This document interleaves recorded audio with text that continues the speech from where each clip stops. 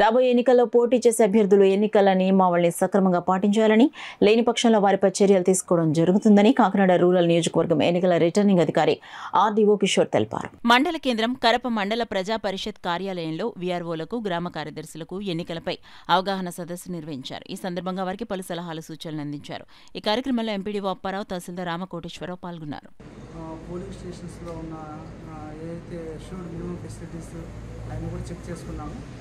ఏదైతే వాటర్స్ వచ్చి వాళ్ళు ఫ్రీగా ఓటేసుకోవడానికి ఎటువంటి ఇబ్బంది లేకుండా వాళ్ళకి డ్రింకింగ్ వాటర్ కానీ, తర్వాత వాష్రూమ్స్ కానీ, తర్వాత అక్కడ ఎలక్ట్రిఫికేషన్ కానీ ఎటువంటి ఇబ్బంది లేకుండా అవన్నీ కూడా ముందరనే సమకూర్చుకునే విధంగా తహసీల్దార్ గారు, తర్వాత ఎంపీడీఓ గారిని అందరం కూడా ఫీల్డ్ విజిట్ చేయడం జరిగింది.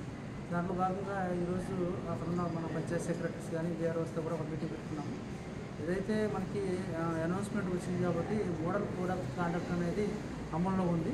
ఎక్కడ కూడా ఎటువంటి పర్మిషన్స్ లేకుండా బ్యానర్స్ కానీ, తర్వాత పార్టీ ఆఫీసెస్ కానీ, తర్వాత ఏదైతే వైలేషన్స్ జరగకుండా ఉండే ఉద్దేశంతో వాళ్ళతో ఒక ఇంటరాక్షన్ ప్రోగ్రామ్ అనేది కండక్ట్ చేయడం జరిగింది.